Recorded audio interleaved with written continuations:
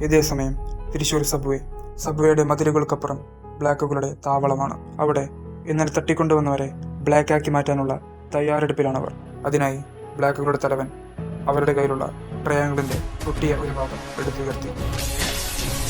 ട്രയാങ്കിളിൽ നിന്നുള്ള ശക്തി അവരിലേക്ക് കുതിച്ചു.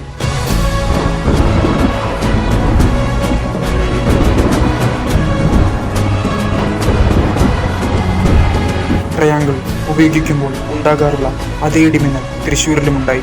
ആകാശത്തുണ്ടായ മാറ്റങ്ങളെ കണ്ട് ആളുകളെല്ലാം അമ്പരന്നു. എന്നാൽ അപ്പോഴും മൈക്കിളിന്റെ കണ്ണുകൾ സാറയുടെ മുഖത്തായിരുന്നു. സാറയുടെ മുഖത്തുണ്ടായ മാറ്റം കണ്ട് മൈക്കിൾ ആകാശത്തേക്ക് തല ഉയർത്തി.